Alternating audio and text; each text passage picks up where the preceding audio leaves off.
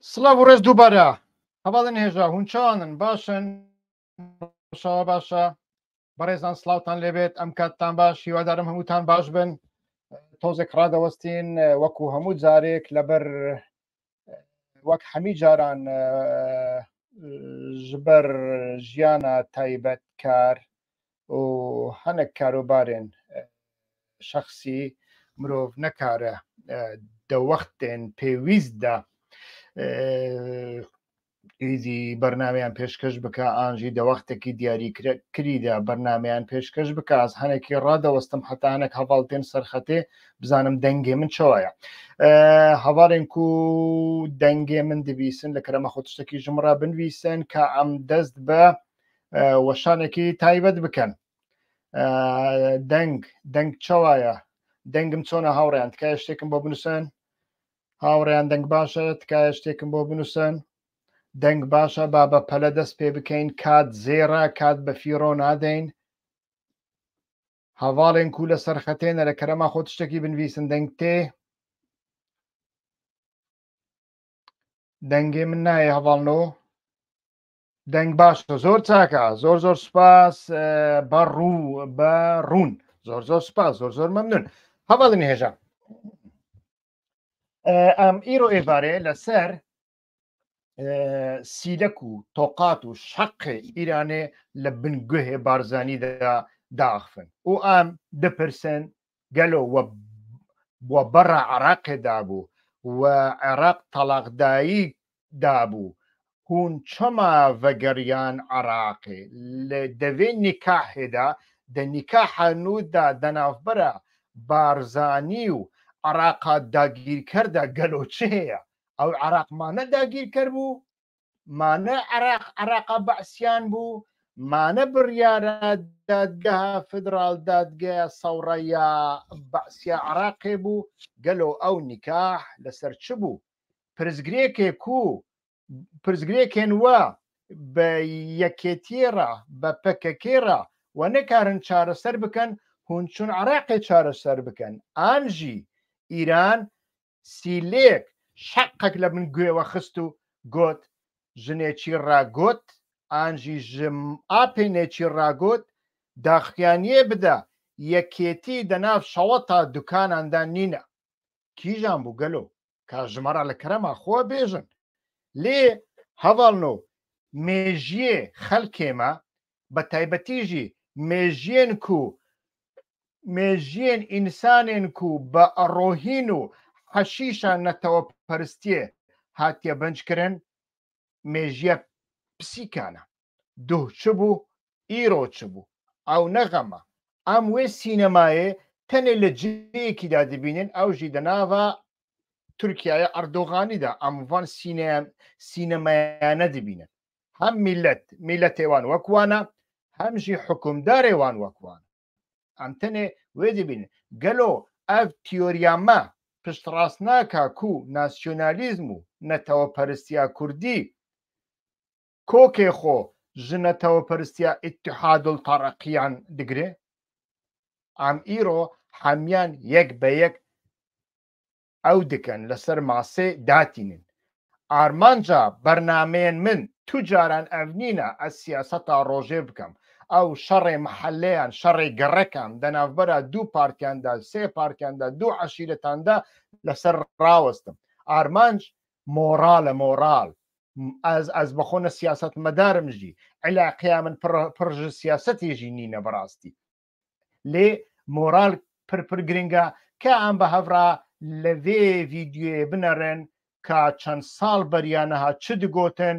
و نەها چ دەبێژن دوو ڤیددیۆنە یەک پەی یەکێداتێن لە کەرەماخۆ باش گۆدار بکەن هەنێکی مەزن بکەم نەوسە ئاها وسا چێترە دەی لەسەر ئەم بابەتەش هەر لەسەر بابەتی ڕفراندۆم ئێمە میوانێکمان لەگەڵدایە بەڕێز کاک ئازاد جوندیانی سیاسەتمەدار ڕاستەوخۆ لە ستۆدیۆی ژووری هەواڵ لەگەڵماندایە دەمانەوێت گفتوگۆی زیاتری لەگەڵدا بکەین لەسەر ئەم بابەتە تاخوب بزانین ئەم ڕفراندۆمە وەکوت پێی دەڵێن تاپۆ چەنێ گرنگە بۆچی گرنگە کەواتە ئێمە سەرەتا دەچینە لای کاک ئازاد بەخێر و سوپاس ئەv دوو بوو کە ئەم بزانن ئیرۆ چ دەبێژن.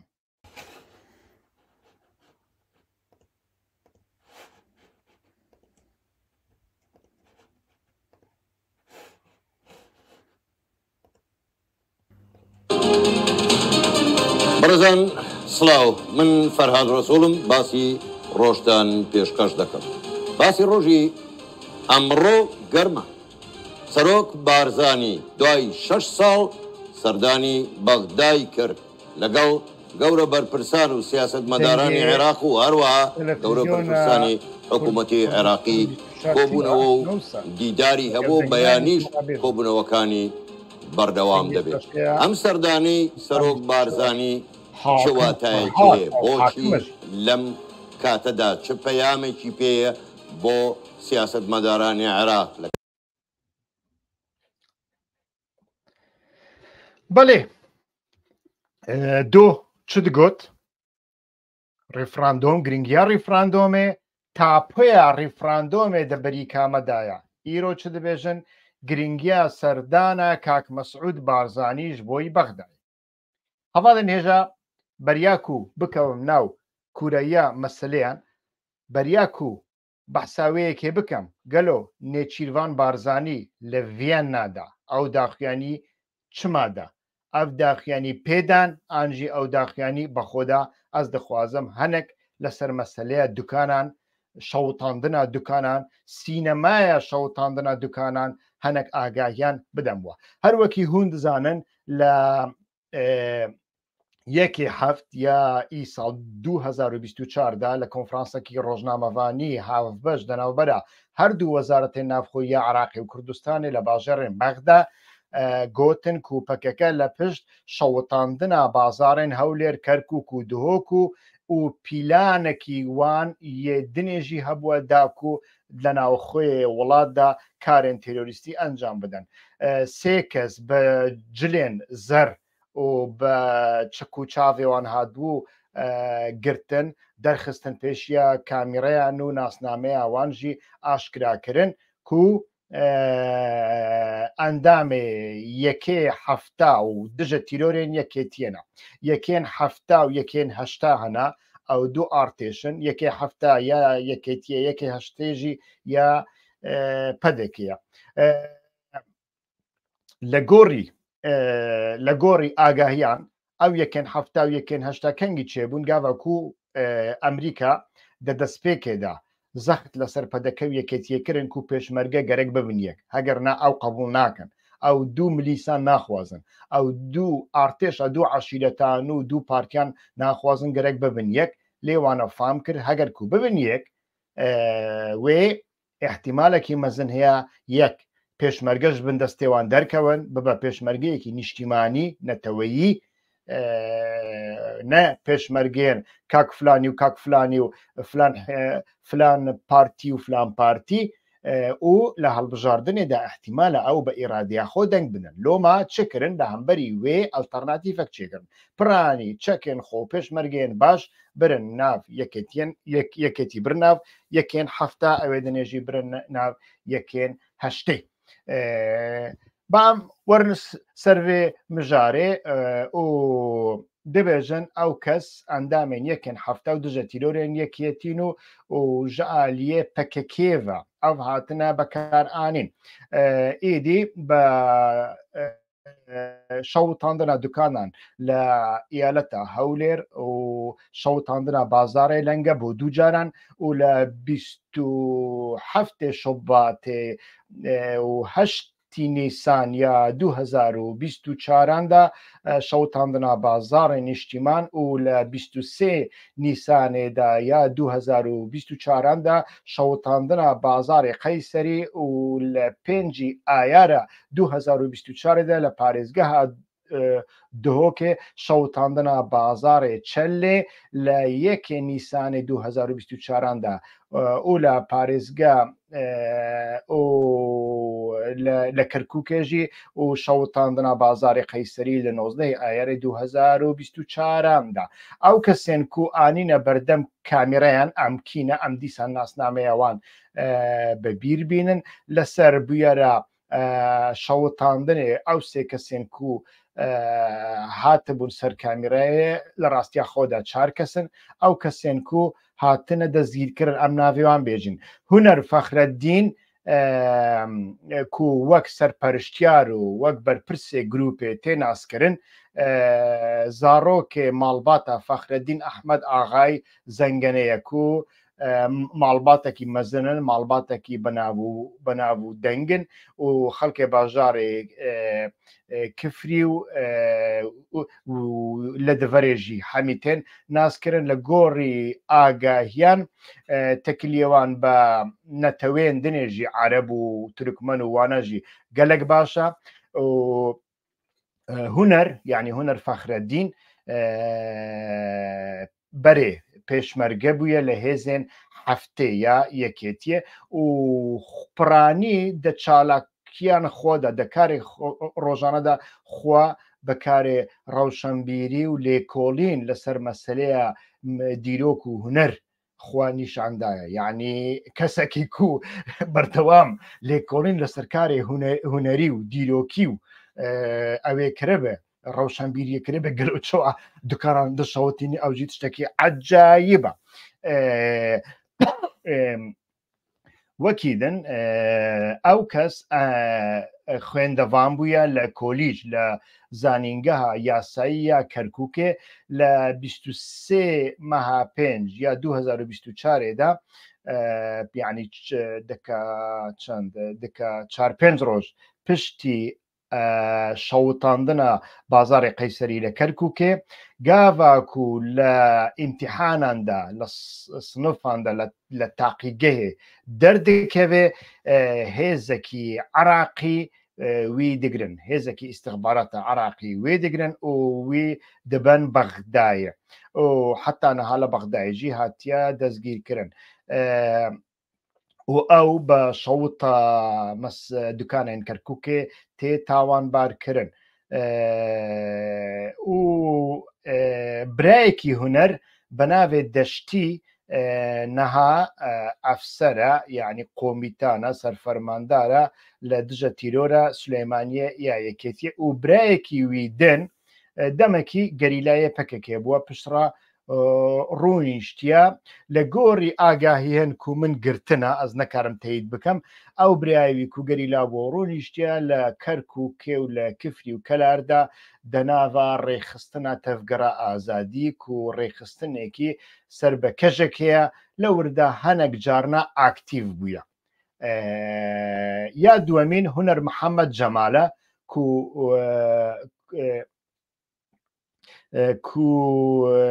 وەک کادیرێکی پەکێکی ناوێوی هاتیە ئاشکراکردن لێ ئەو کەس تەکلیا خۆ یا ڕسمی بە پەکەکێوە نینە ئەو کەس دەمەکی ئەندامێن سازیە گەنجێن وڵات پارێز بووە ئیدی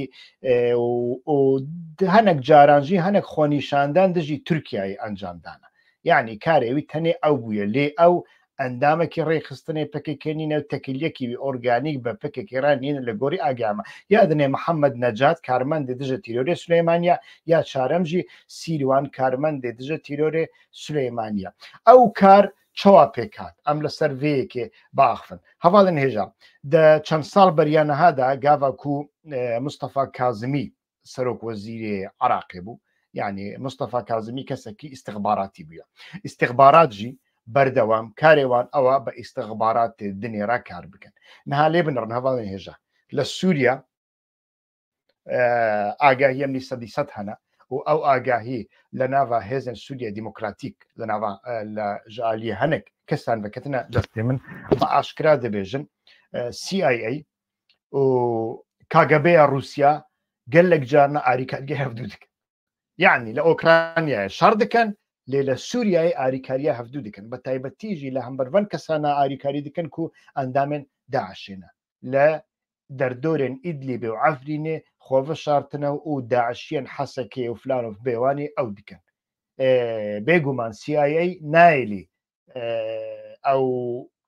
هيئة التحرير الشام پر زرر بگێژێوی سی و قاستان چالاکیان ئۆپەراسیۆنان لە هەمبەریوان ئەنجام نادا لێ لە هەمبەری داعشێ ئەنجام دەدا لە هەمبەری هەنێک بەرپرسیارێن ئەلقاعیدەژی ئەنجامدانە و ئەوژی بە هاوکاریە کاگەبەیە یعنی ئەس لەوردا دەخوازم چ بێژم استخباراتی عراقی مەجبورە ئەفکاری دەولەتانە مەجبورە ئیدی بە استخباراتی تورکیا را بە استخباراتی ئیرانی را بە استخباراتی ئوردنێرا هاوکاریە بکەن هاوکاریەژی دکەن یعنی بەردەوام تەکلیێوان هەنا هەگەرکو ئەو دوو وڵات بەناوە شەڕدا بن ئەوە یادنێژی بەردەوام تێکیلی ماسەیەک هەبوو ئەو ماسا ئەس باوەڕم دەمەکی لە هەولێرێ بوو لە کرکوکێژی لە قەکیوی هەبوو ماسەیەک هەبوو دەناوبەرە میتێ تورکیا و استخباراتی عراقی بە سەرۆکەتیە مستەفا کازمی و پاراستنا پەدەکی و ئەو ماسە کارێوان تەنێ ئەو بوو لە هەمبەری پەکەکێ لە هەمبەری یەکێتیە و لە هەمبەری حەشدی شعبی لەوێ هەرێمێدا لە بەغدا دیالا کەرک و مووسڵ شەنگال تەلعفەر بەردەوام استخبارات کۆم دەکردن ئاگاهی کۆم دەکردن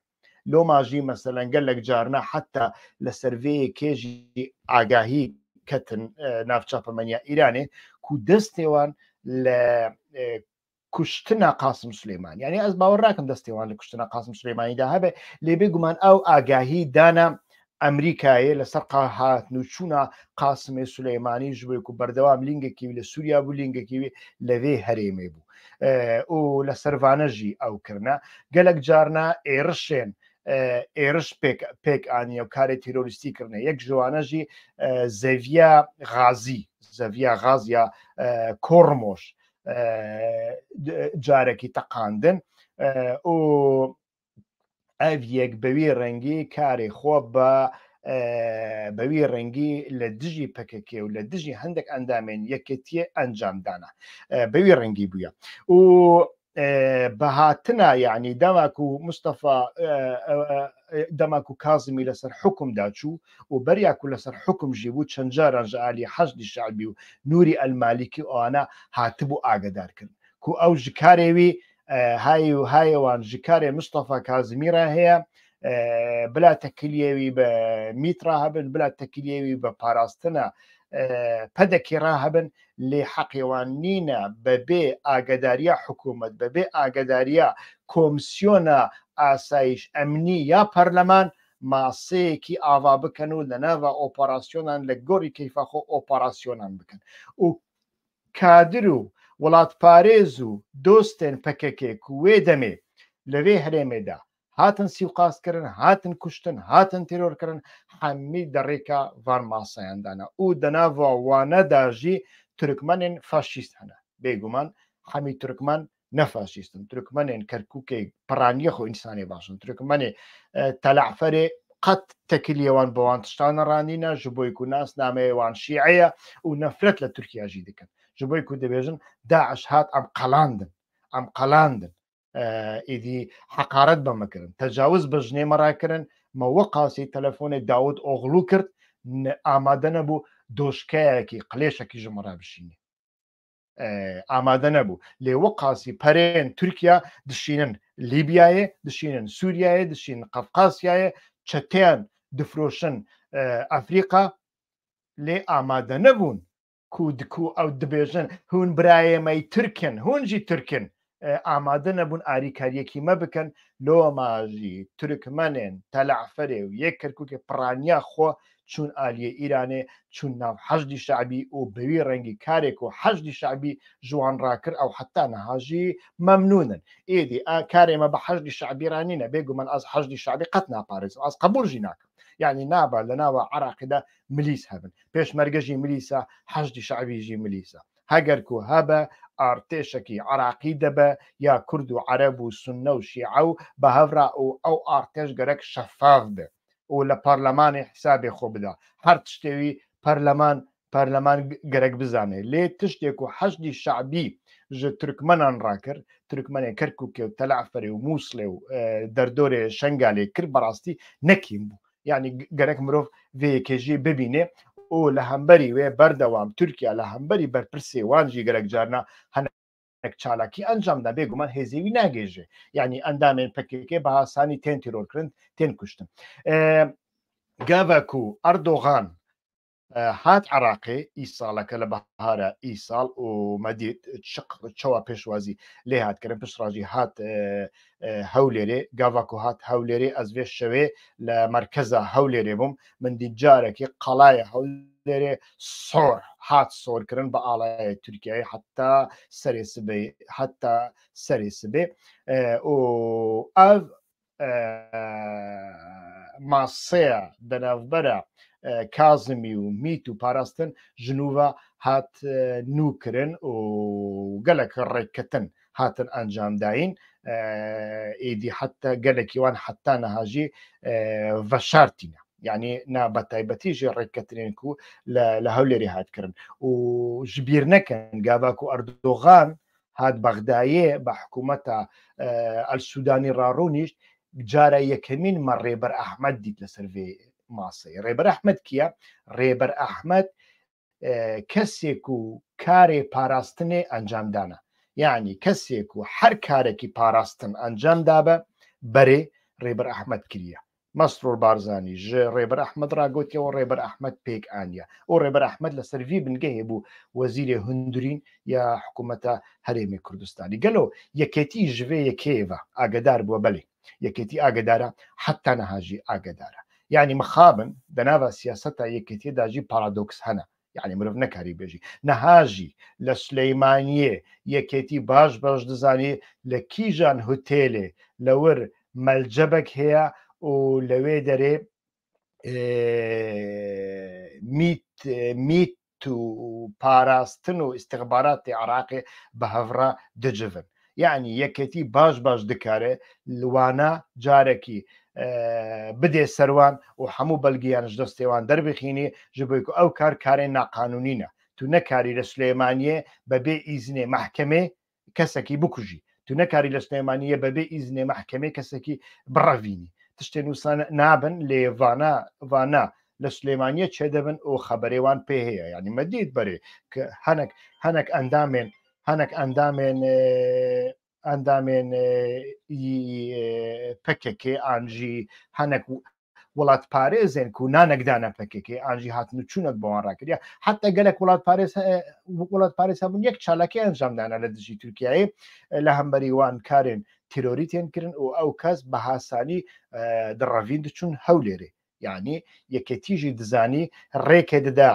کیژان چالاکی بێکردن ڕێکێ نادا کیژان چالاکی بێکردن ڕێکێ دەدا کی بێ کوشتن ڕێکێ نەدا کی بێ کوشتن و ئەv پارادۆکسێکی مەزن دەناوە ڕێخستنە پێکێکێ لە کوردستانە عراقێداژی ئاوا کردە یعنی هەر کەس دەزانێ پەکێکە ڕێخستنەکی وی هەیە بەناوێت تەفگەرە ئازادی و کارێن وی هەنا لە ئەوێ لە باشووری کوردستانی ئانجی کوردستانە عراقی فەرق ناکە لێ گاڤاک و vەیەکێ دەبینن یعنی قاش و متفقێوان یەکێتیە ڕێکێدا هەنێک کەس بێن کوشتن کەس و دۆستێوان ڕێکێ نادا هەنێک کەس بێن کوشتن ڕێکێ دەدا هەنێک بکوژ هەنێک تێرۆریست بڕەڤن بچن هەولێرێ هەنێکان دەگرێت لێوانە ئاشکرا ناکە پشتڕا بە ئاڤایی یەکیژە ئاڤایان وانە ڕزگار دکە ئاژی دە حەبسێدا تێرێ لێ ئاشکرا ناکە نادێ دادگەهێ لۆ ماژی ئاv یەک ساربوونەکی چێ دیکە و لە هەمبەری vێژی بەردەوام بەرپرسیارێن پەکێکێ بە تایبەتیژی جەمیل بایەق لە دەما هەڵبژاردندا دەبێژە بلا هەر کەس دەنگی خۆ بدە یەکێتیە باش هەر کەس دەنگی خۆ بدە یەکێتیە تەچما پارتی لەور چێ کریە تەچما پارتی لەور چێ کریە و ژوێژی خراتر هەمی ئەندام و دۆست و وڵات پارێزێن پەکێکێ لە یەکێتینە پرانی خۆ یەکێتینە هەنێک ژوانە موچە دەگرن هەنێک ژوانە من دیتن دەناوە هێزن هەفتەیدا پێشمەرگەنە یعنی پرزگرێک نینە مرۆڤ دەکارێت دۆستی یەکێتیە بێ گاڤاک و یەکێتی سیاسەتێکی و باش هەبێ بێگومان یەکێتی سیاسەتی هەمیخرانینە ئەزوی نابێژم ها یعنی بەخەلەت فام نەکەن ئەز یەکێتیە لەوێ دەرێدا پر ڕەخنە ناکەم و سیاسەتێوی خەڵەتە و گەرەک دژمناتی بێکردن نا ئەزوی نابێژم لێز دەبێژم گاڤاک و ڕێخستنێکی تەهەیە ئەو گەرە کاری خۆی ڕێخستنی بکە لەسەر پرەنسیپێن خۆ بسەکنە ji بۆی لە گۆری vê ئایدۆلۆژیە لە گۆری vê خەتێ لە باشووری کوردستانی کار بکە لێ ئەv هەمی ئەندامێن سازیێن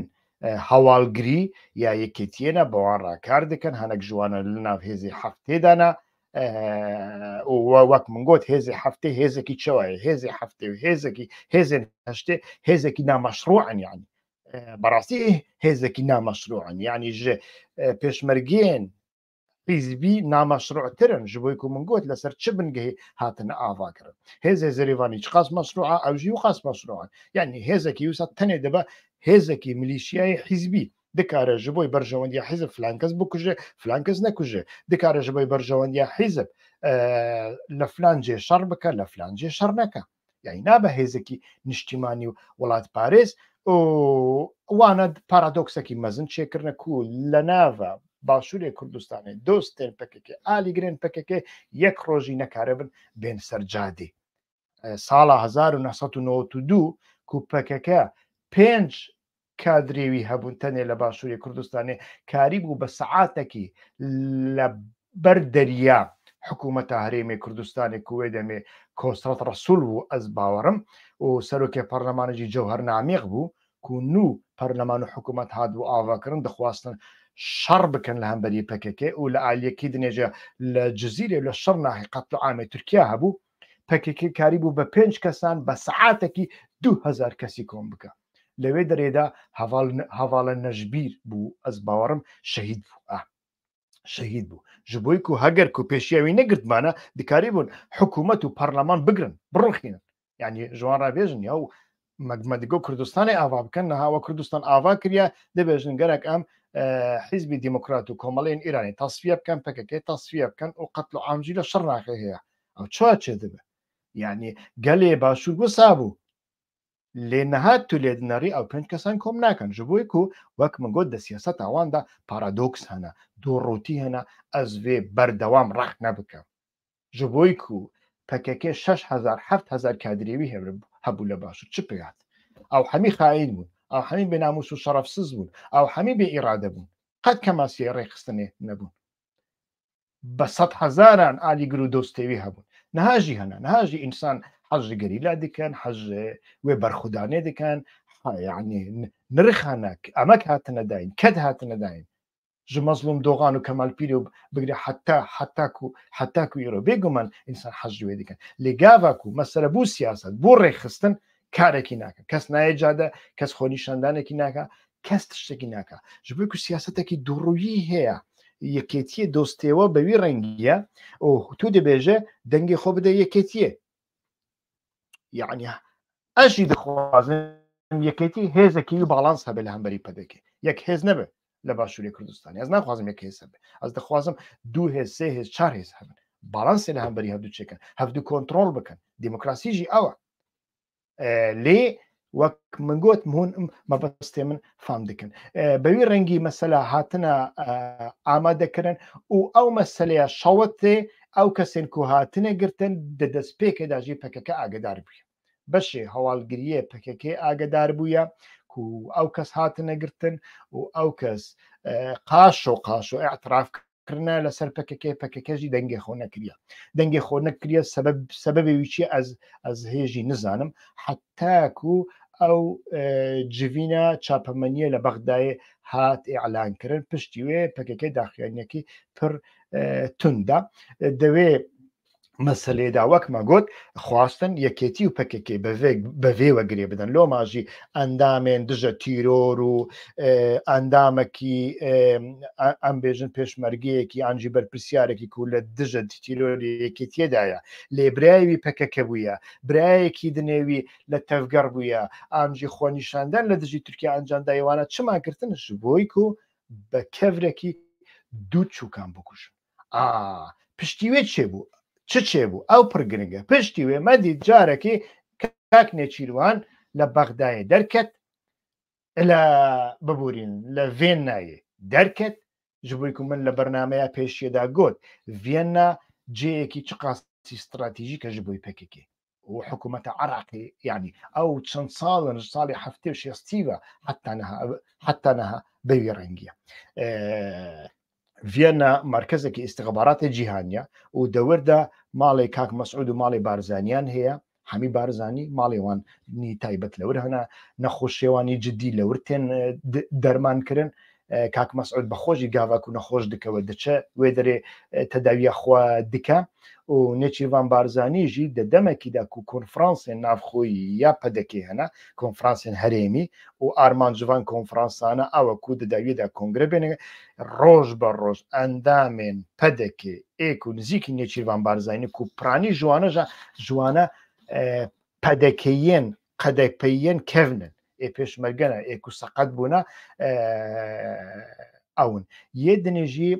پەدەکەیەن سۆرانی و سلێمانینە ji بۆی و دایکە نێچیروان بارزانی خەڵکی سلێمانیە hûn dizanin vêyekê û bevî rengî jî ew soraniyên nava pedekê piraniya xwe li derdorê Nêçîrvan Barzanî kom bûne û piranî jî malbatên wan pedeke bûne. Yani ew cîlê duwem û sêm ya pedekê ne divê yek bêyek hemû hatin tasfiye kirin. Loma jî demeke Nêçîrvan Barzanî êdî xuya dike çûye Viyana ve istixbaratê Viyana ra dixwaze bandorekî li ser Mes'ud Barzanî ava bike ku malbata Mes'ud Barzanî zextan li ser Nêçîrvan Barzanî kêm bikin. Bîznis û karên wî aborî şirîketên wî hemî hemen hatine girtin, însanê derdorê wî hemî hatine şelandin, ji desalatdarî hatine dûrxistin, Nêçîrvan Barzanî jî hemî karên xwe aborî birina îmaratê îmarata Erebî û Abu Dhabi û lewê derê karê xwe dike û yanî pir tengav bûye. Di rewşekî wisa de çêvên nayê û li wir de daxuyaniyek de. Daxuyaniyê de got yani bە کورتاسی ji we re bêjim min li bernameya pêşiyê ez bawerim bi vîdeo nîşanî weda li wir de got yekêtî hayê wî ji wê meselê nîne însanê wî dibe ku hatibûn bekarayîn lê pekeke hayê wî jî ye. Halbukî wek me got li gorî kesên ku hatine girtin ew kes yani belgeyekî biçûk jî tu nabînî rojnamevaniyê bike karê akadîmî bike lêkolînewekî istixbaratî bike çi dike bike tu belgeyekî biçûk tu nabînî destenakê ku yek kes ji wan jî rasterast tekliyê wî organîk be pekeke re hebin lê tekliye wanî organîk be yekêtiye re hebûye û yekêtî dibêjin ew علاقەیە me bi wan nîne em wan nas nakin hinek carna got lê ev yekêtî ne ez nabêjim destê wan têda heye ha ez nabêjim lê yekêtî jî gerek bû di destpêkê de hinekî bi cesaret ev kirbe xuya dike gava ku Mes'ud Barzanî çû Bexdayê Nêçîrvan Barzanî li Viyana ew daxuyanî de ku yekêtî têda nîne an jî hîzb têda nîne û di heman demê de bafêl Talebanî jî li Bexdayê bû yani xuya dike aliyekî xuya dike ku îran be گوێ بارزانیان کشانده بە گوێ بارزانیان کشانده بە دەڤژی یەکێتیە بەردن یەکێتی کوڕێ منە دەڤژێ بەردن من گوێوە گرت من وە کشان تەهرانێ پشتی دیپلۆماسیە فوزیان دیپلۆماسیە ڕۆکێتان ku li Hewlêrêdan li mala Şêxbaz û li mala Şêxidinê navê nayê bîra min ku hat kuştin jî li Hewlêrê gava ku dîplomasiya roketan ji bo Hewlêrê çû êdî Nêçîrvan çû Tehranê wedît wek kelekê Xameneî li ser kuştiyekî dar dîna bûn û li wir şîretê wî lêkirin li xwe vegerê were ittifaqê xwe bi Îranê jî rabike ittifaq bi Îranê ra nakey li xetê Îranê temamen dernekevin û Nêçîrvan Barzanî kesekî wisa hemî karan bi wî dikin karê xirab dînîtiyên ku pedeke dike istixbaratê pedeke dikin dawiyê de dibêjin haydê Nêçîr çêke haydê Nêçîr çêke ew têbîra min 2005 bi şeşê bû bargeha yekgirtiyên îslamî şewitandin li Duhokê sê endamê wan ku yek ji wan endamê polîtbîroya yani kesê sêmîn bû di nava yekgirtiya îslamî li vê baregê li vê bîroyê li Duhokê şewitandin û داویە دا خۆ نیشاندانên mezin çêbûn yani narazayên min bixwe jî narazayî derxistin yani beqasî ku ez ji yekgirtiyê îslamî hereketekî îxwanî qet hez nakim ji fikrê wan qet hez nakim lê şewita wan şewitandina însanan wehşiyet me hemiyan narazayî nîşanda êdî dawiyê Nêçîrvan şandin Nêçîrvan çû pereyekî mezin dawan û ew mesele bi vê rengî qepat kirin ji bo ku felsefeya Nêçîrvan ew e فەرسەفەیان نێچیروان دەزانانی چی هاواڵێن هێژە نێچیروان پڕ نەرمە و کارێوی ناوبینکاریە دەناو بەرا پارتیاندا تەکلیێوی بە مراد قەڕێڵان ڕاهەنا بە مەزروم عەبدی ڕاهەنا بە ئیلهام ئەحمەد ڕاهەنا ئەو ئاگاهی بەری کامندانە لێ دە هەمان دەمێدا ئینسانەکە پڕ فەسادش یعنی فەسادیەوی و خەلەتیەوی چنە هەر تشتی لە گۆری پەرە ئەو دیکە مەسەلەن دەبێژە هەر کەسێک هەر ئینسانێک قیمەتێکیوی هەیە فیەتێکیوی هەیە هەنێک هەنا $5,000 هەنەکەنە $10,000 هەنەکەنە $100,000 یعنی گەلۆ ئینسانێک کورد وقاسی بێقیمەتن توان بکڕی و بفرۆشی یعنی بەوی ڕەنگیە ئیدی نێچیروان بارزانانی ئەو داخیانیدا احتیمالێکی مەزن هەیە ئیرانیان لە بەغدایە ژ مەسعود بارزانانی ڕاگوتە بێ کە یەکێتیە ژوێ مەسەری دەرخ ئەو ژی بەخۆ نابە ji بۆی و ئەو زەعیم الئەکراد سەرۆکێ سەرۆکانە یان نەتەویا کورد ئەو نابە بەخۆ داخیانیا وەکی پشیمان بوونێ بدە بە نێچیرواندا ji بۆی چە ji بۆی و نێچیروان زێتر بخەن خۆ سەردانا مەسعود بارزانانی ji بۆی بەغدایە ji بۆی خستنە نێچیروانە ji بۆی و نێچیروان پۆپیلاری تاوی پڕ مەزن ببوو بەردەوام دەچوو بەغدایە و پارتیان عراقیژی هەرێکی دەریە خۆ ژێراوە دەکرد و ji بۆی و من گوت کەسێکی نەرمە کەسێکی نەرمە و پۆپیلاری تاوی گەلێکی مەزن بوون ناوە پارتیان کوردان بەردەوام کریزێک هەبیە چاوێوان لە نێچیروان بارزانانی بوو ینی ژوانڕە وێ کریزێ چارە سەر بکە بەوێ ڕەنگی ئەو داخیانی بە نێچیروان بارزانانیدان یەکێتیژە دەرخستن پەکەکە تەنێ دەهۆلێدا مە ئەوژی دیسان گرێدایە سیاسەتە خەلەت یا پەکێکەیە یعنی پەکەکە 30 ساڵە لە عراقەیە سیاسەتێکی بەوێ ڕەنگیە هەمی هێکێ خۆخستن ناو کۆنگریان نەتەوی هەگەر و پەدەکە ئالیکاریە خۆ نزیکی تورکیا کرد هێکی خۆدیخی ناو سەبەتەیە ماڵا تاالبانی هەگەر و ماڵا تاالبانی لە دژی وی بوون ئەنجی هەنێکی خوازن تەکلی خۆ بە تورکیا ڕاچێکن وێژاری هەمی هێکی خۆ دکێ سەبەتەیە ماڵا بارزانانی ڕێخستنێ نویژی بەوێ ڕەنگی لە عردێ دەمێنێ باێ من بەرێ بەڕەحمەتێوی مامۆستا بوو بەهاران دوچوو دوو پەس دەکرین دوو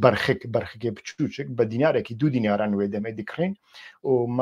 ئەو بەرخێک مەزن دکردن مەگیا داوان پەلێداران داوان جەهد داوان پایزێ و زستانی مەسەرێوان ژێ دەکرد گۆشت بەشێ ساڵێکی دەبوو نەهاژی کارێوانی ڕێخستنی بەوی ڕەنگیە یعنی ڕێخستنێ چێ دکە گاواکە هەڵبژاردنات دەنگێ خۆ بدەن یەکێتی هێزێکی نەتەوەیە باشە یەکەتی سەر و سەر چاوان هێزێکی نەتەوەیە من گوت سیاسەتاوان لە گۆری سیاسەتا پەدەکەی هەم لە عراقی هەمژ بۆی ڕۆژاوا هەم لە هەمبەری تورکیان سیاسەتێکی باشترە هەز نابێژم باشترنی لێ سیاست لێ تو ڕێخستنێکی تو گەرێک دەنگێتە شتەڕابن تو گەرێک ڕێخستنی خۆ ئەو بکە هەگەر ڕێخستنێتە هەبێ کیتلێتە هەبێ جەماوەرێتە هەبێ تو دیکاری وانە ڕاکی سەرپیان ڕاکی سەر هەلدانی تشتێک و دیکاری بە خۆنیشاندانێن جەماوەری بەرفرە ئاوا بکەی تو نەکاری بە عسکری ئاوا بکەی یعنی هەگەر کوونەها 10,000 کەس بچە بەرواری بچن تورکیا ڕابێژن ژە حکوومەتە عراق ڕابێژن ژە حکوومەتە پەدێکی ڕابێژن بێناموس چ حەقێوە هەیە لەسەر عەردێمە هون سەیتەڕە و خاڵی پشکنینێ داتینە چەوە تو کیملیک و ناسنامەژە من دەخوازی توکی قبول نەکەن یعنی ئارتێشێکی بیانی داگیرکار نەعراقی بێ لەور ئەو دینە ڕێکێ دەدەن لێبەرێ ڕێکێ نەدەدان پۆلیسێکی عراقی بێ ئەو بکە نەها ڕێکێ نادەن شێروانی و گرتیان بادینان لە بەغدای بن محکەمەکردن لێ ڕێکێ دەدەن دەوڵەتە تورکیا دەوڵەتە ئیرانێ دیپلۆماسیە فوزە بکە فوزێن جوان ڕابشینێ عسکەری خۆ بشینی پاسداری خۆ بشینی ئینسانان تیرۆر بکە ڕێکێ دەدەن نەتەوەی بووناوان ئەوە لۆمە بە شیعار نەتەوەیی و برایەتیە کوردان و یەکێتیا کوردان و دەوڵەتا کوردی و سەرخۆبوونا کوردیە نەوێن خاپاندن ئەو درەون ئەو حەفسار چاوات و هەسپەکی کەرەکی حەفسار دەکەی ji bo ku pehîna navêje ew tenê hefsareke ji bo milletê reban û milletê feqîr her du alî jî yekêtî pedeka ji salê şêstî ve vî siyasetê dikin û di dawiyê de jî însanê wan tên kuştin însanê reban feqîr li her du aliyan tên kuştin tên rezîl kirin binerin mêrik fermandara li dijî tîrora yekêtiyê yekêtî wî xelas nake du sê me hatiye girtin ehtimalekî mezin heye qet sûcê wî nebin lê xwedî dernakevin pedek وقاسي إنساني وان هاتن كشت وقاسي إنساني وان بنهيني تين كشتن أم هيجي نظام والله دنافع عربي دا خو كشتيا والله بككي أو كشتيا والله نظام شوتيا أو حبيجي قمانا كاسين كو بصالان جبوي وين ريخستنيان وفان ريخستنيان كاري مزن كرنا قرباني دانا شرينا بخوي كرنا إنسان كشتنا لي خودي درناك فككجي بيرنجي ريخستنا ويلا باشوري كردستاني أوا حمي مجولن إيكو درفت دش درفة إدني دبنا جبويكو خوب باريزن أنجي جبويكو سياسة ومعرفية بككي نخويا يعني جديتها بككي لكردستان العراقي كسك فامناكا شو جديتها سياسة درفة يا أردوغان ناوي فام كرن لينجا كيوي لناتويا لينجا كيوي لوارشويا لينجا كيوي لموسكويا لينجا كيدني لواشنطن لينجا كيوي للجم MI6 لينجا كيوي لأوكرانيا لينجا كيوي كسر فهمناك يا سياسة بككيشي لباشري كردستان بيورنجي بيا هيفي دارم لبارچندني وسانه به هيفي دارم لروج آوا وسانه به لباكور شانسا كي مزن هي کوچینێ مامناوین سیاسەتی دیکە نە گوندی ژبەی گوندی تێن بەکارانی لێ لە باکوور دەم پارتی چینێ ناوەڕاست تێدا دکەم پەکەکە و چینێ ناوەڕاست مەجبورن بە هەورا سازشکردنە بە هەورا سازایینە ji بۆی ku سیلاحە شۆڕژگەری و حکمێ شۆڕژگەری دەدەستێ پەکەکەدایە چینێ ناوەڕاست بخوازی نەخواز دکارێ مجبور حسابك جرى بك ليه پکەکەژی دەزانێ هەگەر چینێ ناوەڕاست نەبێ تو نەکاری گوندیەکی بشینی پەرلەمانتۆ ئەو چینێ ناوەڕاست دەبک و بە ئاستێ خۆ گوندی بن خەڵکی دیار بکرێبن خەڵکی شەڕ ناخێبە لێ چوویە مەکتەبێک خوێندیە مەسلەکێک خوێندیە فێری تشتێکی بووە و ئیرۆ دکارە بچە لە ناو پەرلەمانێ دوو ئاخافتەنان بکە سیاسەتێ بکە و بەرژەوەندیە چینێ مامناوین چینێ مامناوەندی لە بەرچاوان بگرێ شانسێ حرەکەتە کوردی لە باکوور ئەوە کو ئەو چین سەرۆکاتیاوی دیکە لۆ ماژی گەلک جانە ناکۆکەی دەردەکەون دەناوبەرە پەکەکێ و دەناوبەرە vê چینێدا دەناوبەرە ئەکی بە سلاحەدین دەمیرتاش و قەندی لێدا لەسەر vê بنگەیە ئەv ناکۆکی ji بۆی گوتارە پەکەکێ لە باشووری کوردستانê گوتارە چییە گوتارە شاخە گوتارە شۆڕژگێریە گوتارە لێخە چاپ لێخە و ڕاست vەگەڕە لێ گوتارە سیاسی گوتگەرە گوتارە باژێر بێ و گوتارە پەرلەمانێ گوتارە باژێر لەڤردا ناکۆکەی چێ دەبن لێ لە باشووری کوردستانê پەکەکە ناخوازی ئینسانێ وسا کوژ چینێ مامناوین بن نزیکی وانجی ببن وەقاسی ساڵ بوون خۆنیشاندانی مامۆستایان چێ دەبوون مامۆستا خۆ دەفرۆشتن کتابێ خۆ دەفرۆشتن قەڵەمەی خۆ دەفرۆشتن جلێ خۆ دەفرۆشتن وەقاس ڕۆژنامەوان دەهاتن کوشتن قەت شتێک نەبوو لە جەم پەکەکەی نەبادە هات نەباران یەکێتیانەتەوی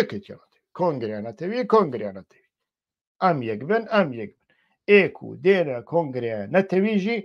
ئەم دەزانن ئاستێوان چییە شخصیت ئەوان چییە سیاسەتێوان چییە و ji بۆ چتێ لەسەر vê bingehê سیاست نائیکردن لەسەر vê bingehê مۆڕاڵ نامینێ لەسەر vê bingehê ئینسانê فەقیر و هەژار ji hemî aliyan tên kuştin سلێمانیە ژمڕا قرار دەدا کیژان دۆستێ پەکەکێ بمینێ کیژان بچە ناو سازیە زانیاری ئیستخباراتی کیژان لە ناوە تەفگەردا بێ کیژان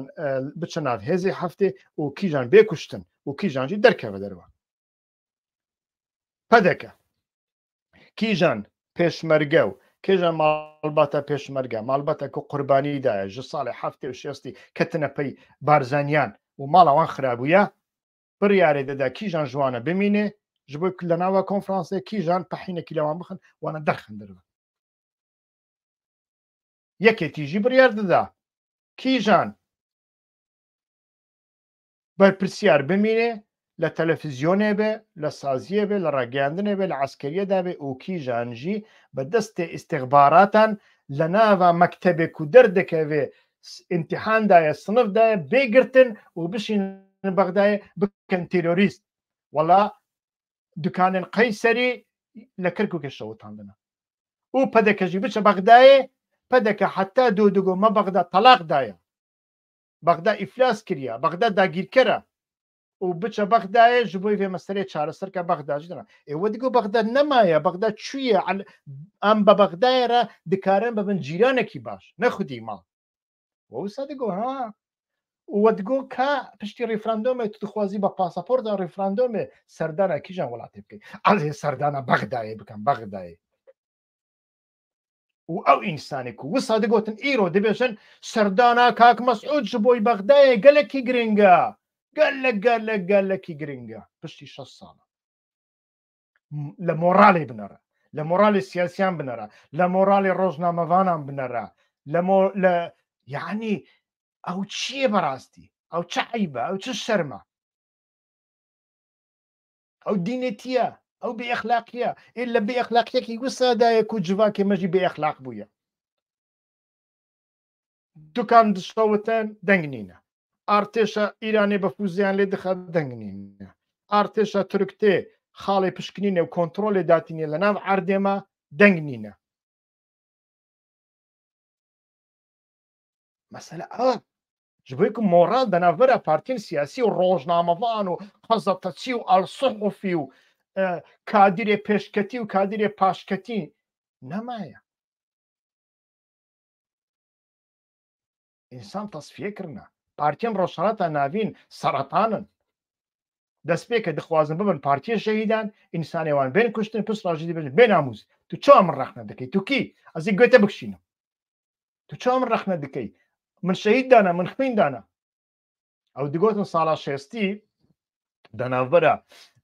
partiyên Kurdê Îranê Hizbî Demokrat bûye ez bawerim wê demê û azariyan da şer dibe hûn dizanin li Nexedê bixabin Kurd û azarî ketin nav hev û ehtimalekî mezin heye Îranê ew şer bi wan da bikirin ji bo ku li herêma Kurdistana Îranê azarî û Kurd bi hev radijî li gelek bajarên mezin da û heger ku yekîtiyekî wanî biçûk hebe îlan dikeve loma çi kirin şerek çêkirin di navbera Kurdên azarî û şoreşgerên Kurdê azarî û şoreşgerên Kurd yê çi ye şoreşgerên Kurd azarî dikuştin azarî jî carekî radibin ser heldanê dikin û şoreşgerên Kurd diçin pêşiya wan dibêjin heqê we nîne hûn xwe nîşandanî bikin ew ê azarî jî dibêje gerdaşim ben biz bu toprak için gan vermişiz gan azarî bekan dibêjin gan ew ê pêşmergeyê Kurd jî êdî fam nake ganî yanî xwên dibêje vêca çi ye birayê min me jî gan dayîne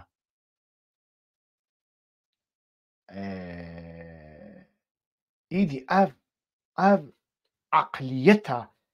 eqliyeta me bûye heta niha jî berdewam dike ji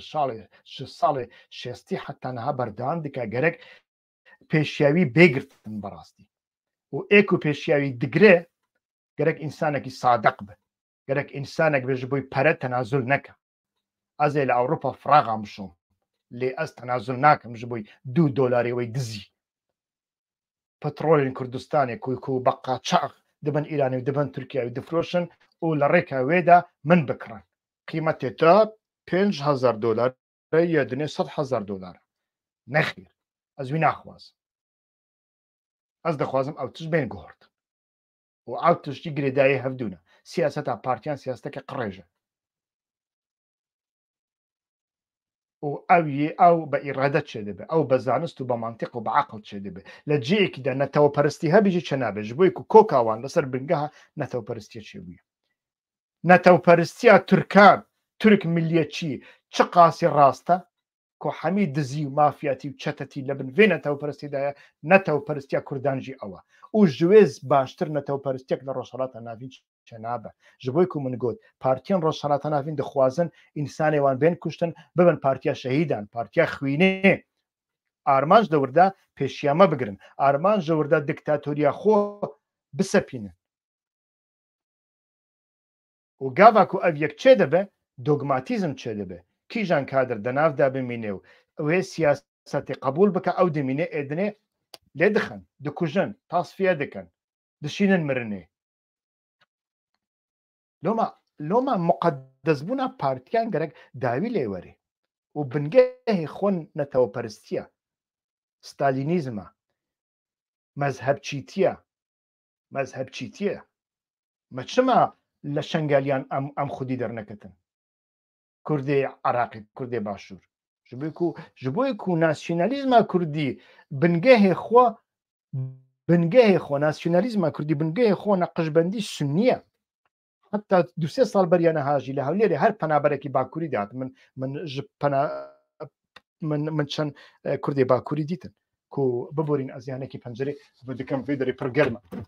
min hinek penaberê Bakurê Kurdistanê dîtin li Hewlêrê formek nîşanî min dan دوێ فۆرمێدا هەتێ نویساندن ئەو کیە ناسنامەوی بیۆگرافیاوی دپرسن ناوێتەوە باوێتەوە تو لە کولە دایک بووی و تو لە هەولێرێ چ دکەی و تو خوازی چ بکەی و پرسیارێکژی دەوردا هەیە تو سنی نەسنی یعنی مەزهەبێن دنێ ئۆلێن دنێ تێدانینە سنی تێدا هەیە ئەو چ خوێ دکە خوێ دکە کو نەتەوەپەرستیە کوردی بنگەی خۆی چینایەتی سنیە پرسگرێک ئەوە ئەو نەتەوەپەرستی دەمێژێ مەدا بمێنێ ئەم نەکارن بەڕاستی گۆڕتنێکی چێ بکەن نەتەوەپەرستێکی دیموکرانی نەتەوەپەرست چ قاسی دبە دیموکرات نزانم لێ نەتەوەیەکی دیموکرات و ڤەکرین نینە لەسەر بنگەهەکە نیشتیمانی لەسەر بنگەهەکە پێکڤەژیانی و پرانێژی ئێک و وێ دکەن بە تایبەتیش ئەوێ باکووری بە ترکی داخفن ئەس لە بەلجیکا دژیم و من لە بەلجیکا زانینگە خوین و لە دەرسێ تاریخێدا مە شۆڕشە فڵەمانان هۆڵەندی زمانێن بەلجیکی خوین ئەو شۆڕش زانێکی چی کرد خوێندەوانێن زانینگەهێک و مەجبور دەبوون بە فەڕەنسی بخوینن خوێندەوانێن زانینگەهێ ڕابوون شعارێکی پڕ ڕادیکال دەرخستن لە لۆڤنێ و لە گێنتێ چ گوتن ئێنکو بە زمانێمە ناخفن نەژمەنە فڵەمانێن کو یعنی هۆڵەندی زمانێن کو بە هۆڵەندی ناخفن نەژمەنە و بایکۆت کردن حتا نەهاژی تو بەرپرسیارێکی بەشێ فڵەمان نابینی بە فڵەمانانڕا بە میدیایە فڵەمانانڕا بە فەڕەنسی باخفە بە قاسێک و فەڕەنسیاوان وەک بولبولەیە هەمووژی فەڕەنسی دزان پڕ گرنگیەژی دەدەنێ و شۆڤێنژی نینە تون نینە نابێژن ئەم برایەتیا فەڕەنسی زمانان قبول نەکەن ویژی نابێژن لێ زمانی خۆ لێ خودی دەرکەتن و گوتن ئەمتەنێ لە مەکتەبێ لە هەر جەیەکی بە زمانی چون خستێ بە فڵەمانی ئاخەفتن چون زانینگەهێ بە فڵەمانی ئاخەفتن چون پۆلیسخانەیە بە فڵەمانی ئاخەفتن بەلجیکا مەجبور بوو هەموو حەقیویدا ئەو نەتەوەپەرستێ مەژی شەو ڕۆژ تێن سەر شاشێ بیر گەلشمەوار یعنی بیریایینە هۆشگەل دنز وەڵا چییە ئینسانێمە ئاسیم لەبوونە نەتەوەپەرستی وەزیفەیە ناسیۆنالیستێکی نەتەوەپەرستێکی دزانی چییە دەستپێکەوە زمانی نەتەوەیە خۆ زندی بکە هەگەر کە هەمی پارتیان باکوور هەمیان دەبێژم ها نەتەنێ پەکەکە و هەمی ڕەوشەمبیر هەمی گەزەتەچی و قەزەتەچی و ئایدن و مایدن و هەموو کادر و قادر و نادر هەگەر کو تەنێ بە کوردی باخفن ئەوێن ئاسیم لەبوونە مەجبورە گۆدار بکەن نەهەگەلک کوردێن و کوردی کێم دەزانن تێن سەروەشانێ من پشت ڕاژی مەساژێک ژمڕا دەشینی دەبێژە هەڤڵ فلانە کەلیمەتە بەکارانی فلانە پەیفتە بەکارانی ئەو چییە؟ ئەژی بە تورکی ژڕادن ویسم یعنی گۆدار دکەن نەتەوە پەرستیاوانژی بۆشەیانی نەتەوە پەرستی بنگەهێک ینی تشتێکی وسا چێدیکە ئەو نەتەوە پەرستیا کۆریا ڕۆژهڵاتە ناوینش بۆی و نەتەوە پەرستیا میشل ئەفلەقە نەتەوە پەرستیا جەمال عەبدولناسرە نەتەوە پەرستیا ئیتحاد و تەڕەقیە کورد ژوێ هاتنە نەتەوە پەرستیا کوردان ژوێ هات مەهاباتێ مرۆڤ دکاری یەک بە یەک ناوێوان بینێ تاریخاوان بینێ ژکو هاتن و چەوە هاتن مەهاباتێ لە چەوە هاتن ئاگری لە ئاگری هاتن مەهاباتێ و لە مەهاباتێژی چون سلێمانیە و کۆیە و ئەفژێ دەرکەت و ئەم دەبێنن 6 ساڵە ئەف سینەما لە ناوە کورداندا هەیە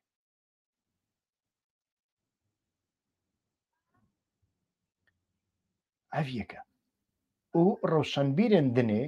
ji netewperstiyê ji gutara netewperstiyê ya hakim ditirsin rojnamevan ji gutara netewperstî ditirsin heta ji gutara sunneperstî ditirsin yani şîeya siyasî û sunneya siyasî li cemin eyniye ferqekî xwe nîne lê gava ku kurdek behsa Hesan û Husên bike ditirsê heta hinek kurd hene علوينە شیعەنە ئەوێن کەرک و کێکەلارێ دەبێژن ئەس لە هەولێرێ ئێمە ئەس نەکارم ئەو بکەم ئەو بەخۆ دکەن ji بۆی عەرەبان دکەن دەچن نەجەفێکی دەچن کەربەرایشی لێ ئەو ناکەن نەتەوە پەرستیا کوردی لە هەولێرێ هەمی گوتارێ خۆ هەمی ئینسانی خۆ وەسا فێرکردنە و دژی عەرەبان بن لێ لە هەولێرێ بازرگانی و ئابووری و بیزنس هەمی تەسلیمی عەرەبان کرد هەمی تەسلیمی عەرەبان رێستۆرانت و مێستۆرە هەموو تەسلیمی عەرەبان کرد و پارتیا بەعسی حتا نەهاژی هەمی جوێنی خۆ کۆنفرانسی خۆ لە هەولێرە چێ دیکە عزت دووری ئەوانەدنی هەمی لە هەولێرێ مرن لە هەولێرێ مرن و تازیەوان لە هەولێرێ هەدانی تو لەوێ سینەمایە بنەڕە لە داویەدا من پڕ درێژ کرد ئەس دەفەرقێداما ئەو مەسەلەیە شەوتاندنە دوکانان مەسەلەیەکی وەقاسی پیسە و ئەوێ دەسەرێ واندا بتەقێ لە کوردستانێدا مخابن هێدی تڕندێک هەیە و پارتی دەبن پارتیە ماڵباتە دەخوازن پارتی ببن پارتیە ماڵباتن ئێدنێ تەسفیە دکەن پەدەکێ ئەدهەم بارزانانی تەسفیە کرد نەها هەمی کادرێن گرێدای نێچیر تەسفیە دکەن لە ناوای یەکێتیەدا لاهور و ماهور و ئەوانە هەمی هاتن تەسفیەکردن چەند کەسی ماڵباتە تاڵەبانی و ئێبراهیم ئەحمەدمان ئیدی لە خۆ دەناوا پارتێندنێ داژی هەیە لێ ئەو ئەوێوان هێزێوان و قاسی کێمە ئەم حەوجە نابینن وەختی خۆ بەوانگرێ بدەن ji بۆی ku لە جەمن وەخت پڕپڕ ڕێزدارە ئەس نایم جەموە جوینێن ئۆنلاین و چەیاخانێ ئۆنلاین چێ بکەم و وەختێوە بەسەر بەرم ئەس ڕێز لە وەختی خۆ دەگرم ڕێز لە وەختێوەژی دەگرم ئەس بەخۆ هەست سەعاتەن کار دەکەم زارۆکێ منژی هەنە ئەس گەرەک وەخت جوان ڕاژی دیاری بکەم وەختێوە زێدەتر ناگرم ئەمێ لەسەر ڤان مژارانە بە هەڤڕە بەردەوام بن لە کەرەماخوا هۆنجی هەوڵ بدەن لە ئاریکاریاما بەردەوام بن کام جارەکردنێ لە ڕیفراندۆم لەسەر ئەم بابەتەش هەر لەسەر بابەتی ڕیفراندۆم ئێمە میوانێکمان لەگەڵدایە بەڕێز کاک ئازاد جوندیانی سیاسەتمەدار ڕاستەوخۆ لە ژووری هەواڵ لەگەڵماندایە دەمانەوێت گفتوگۆی زیاتری لەگەڵدا بکەین لەسەر ئەم بابەتە تاکو بزانین ئەم ڕیفراندۆمە وەکوت پێی دەڵێن تاپۆ چەنێ گرنگە بۆچی گرنگە کەواتە ئێمە سەرەتا دەچینە لای کاک ئازاد بەخێر و سوپاس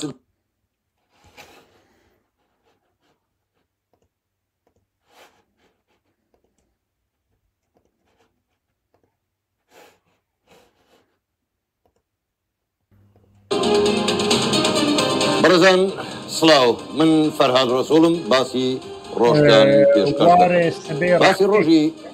ئەمڕۆ گەرمە وارێ سبێ ڕخنەیە کریە سپاس بۆی ڕخنەتە دەبێژێ هەر کەسی نەخێ ناوکیسەیەکی من هەر کەس نەخستێ ناوکیسەیەکی کەکێ وارێ سبێ من تەنێ خواستیە و کاری منژی ئەوە ji bo navêjî ez weşanê çê dikim yanî wextê min berastî pir kêm e ji bo weşanan ez rastir bêjim ez xwe wek rojnamevan û siyasetmedar jî nizanim lê karê min ew e li ser mentalîte û mantiqa partiyên siyasî ya rojhilata navîn rawestim destê min nagêjî hemî partiyên rojhilata navîn lê destê min digêjî partiyên Kurd û ez dixwazim vêyekê zelal bikim dîsan jî ez we mecbûr nakim ku hûn wek min bifikirin ez tenê tiştekî behs dikim argumentên xwe behs dikim heger ku argumentên berevajî li cem we hebin hûn jî dikarin binivîsin behs bikin rexne bikin fikrê me dibe ku yek nebe lê ez her karî dikim her fîdakarî dikim ji bo ku her kes fikrê xwe bi avayekê rêzdarane bîne ser ziman gelek spas ez bawerim pirsyareke dinê nîne heger pirsyarê we hebe li kerema xwe nîşaneya pirsyar li ser dînin da ku ez bizanim kîjan pirsyare kîjan ne pirsyare kîjan destxweşî ye ew îdî baş e min gelekî dirêj kir gelek spas ku heta niha hûn bi min rabûn li kerema xwe piştgiriya xwe berdewam bikin kenala me bi dost û hevalên xwe bidin naskirin ez demekî dirêj nîne weşanan dikim bi taybetî jî bi zaravên kurmancî û bi dînî lê ez bawer dikim daxwaziya we ji bo navêyekê zêde ye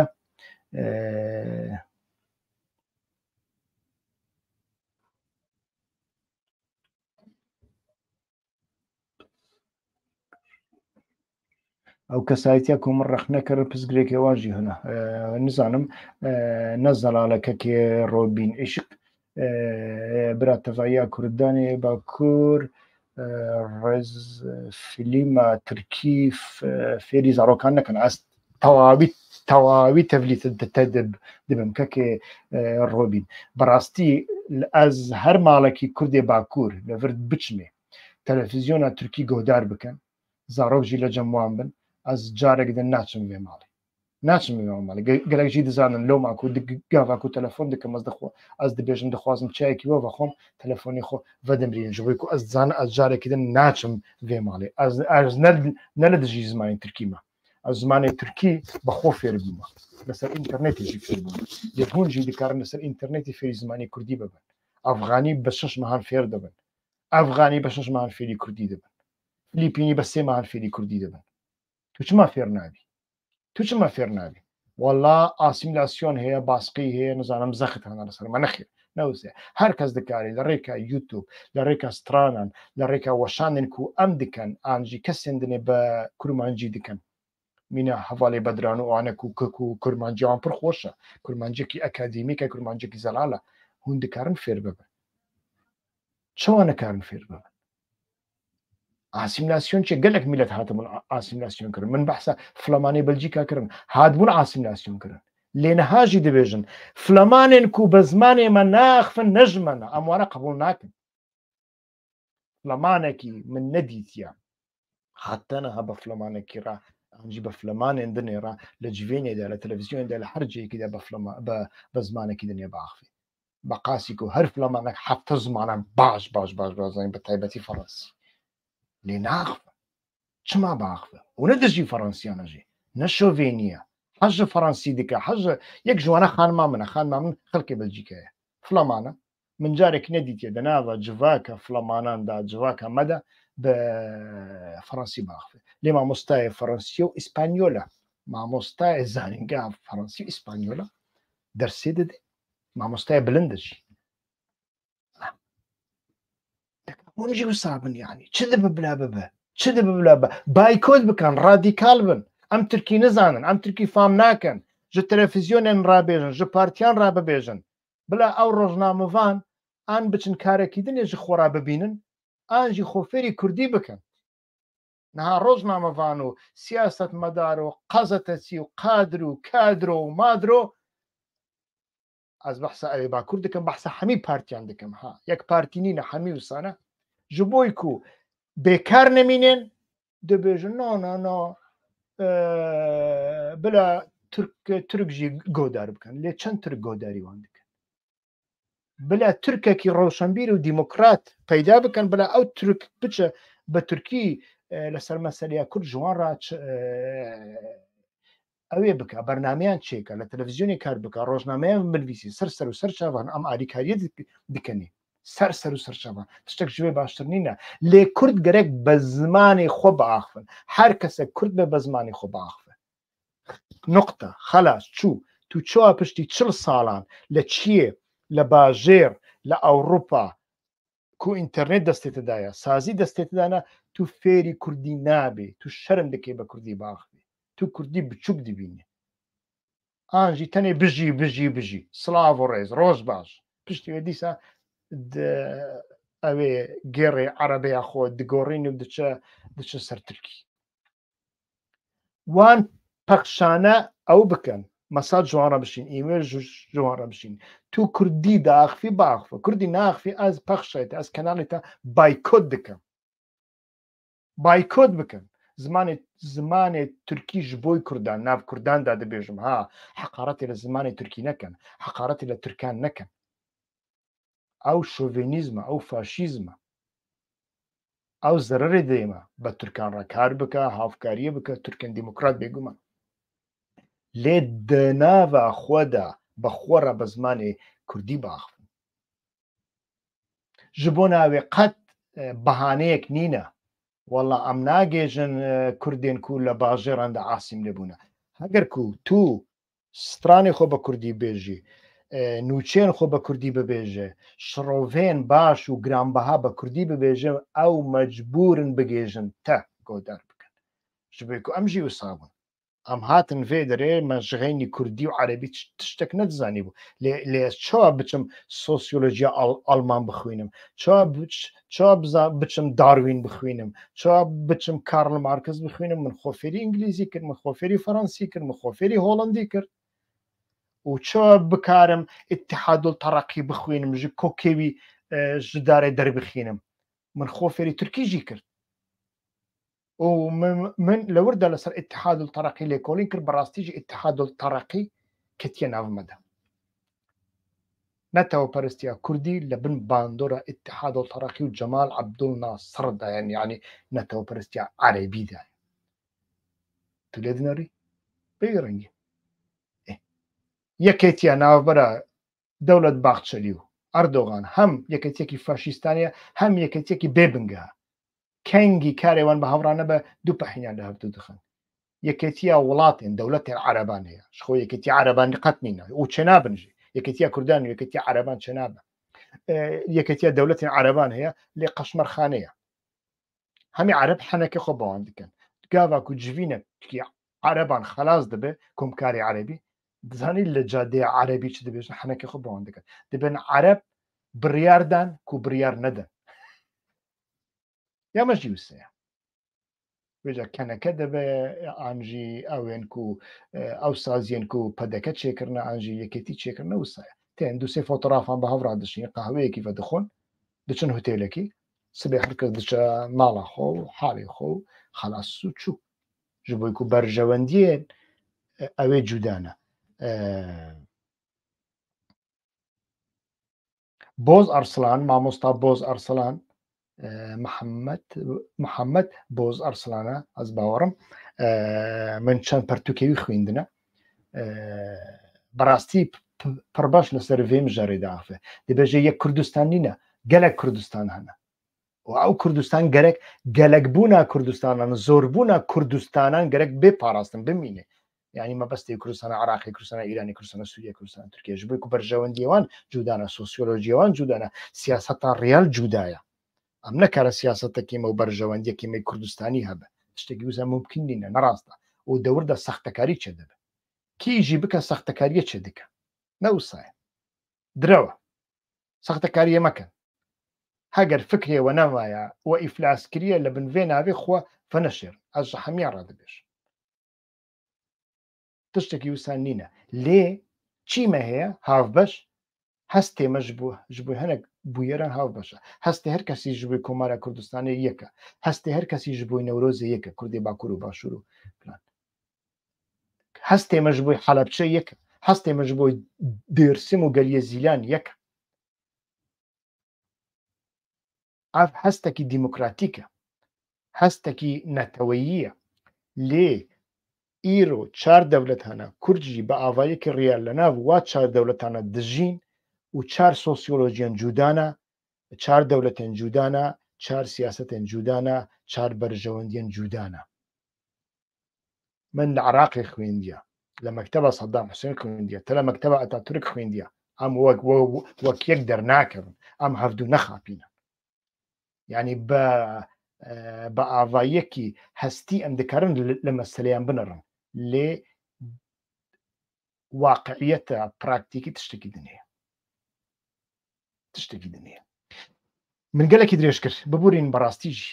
من دەماوە گرت ئاز بەخۆ تو جارە نای بیرامە وەشانێ من سەعاتێک بوو بن من گەلێکی درێژ کرد لە سەرانیاک و کەسی ناوە نەتەوە یاوە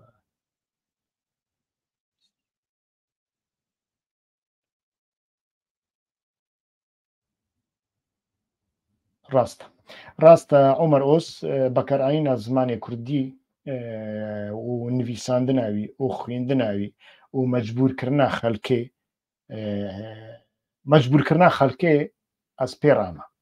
یعنی گەلێک جارنا هەنێک هەڤاڵ دەبێژن ئەم نەکارم بچن ماڵان ژوان ڕابێژن لە تەلەڤیزیۆنی لە دیزی فیلم و فیلمێن تورکی نەنەرن چۆن نەکاری تو چما دەکاری بچی ماڵان ئاریکاریە بخوازی ئاریکاریە پەریان تو چما دەکاری بچی ماڵان بێژی کە وەرنە فلان خۆنیشاندانێ و فلانە شەوێ تو بەوێ ڕەنگێژی دەکاری ژوان ڕابێژی کەکۆ بنەرە فلان فلیمەی کوردیژی هەیە فلان ئەوێ کوردیژی هەیە شعرێ کوردیژی هەیە تەلەڤیزیۆنا کوردی هەیە سترانێن کوردی هەنا وانە گۆدار بکەن ئەو تشتێکی خراپە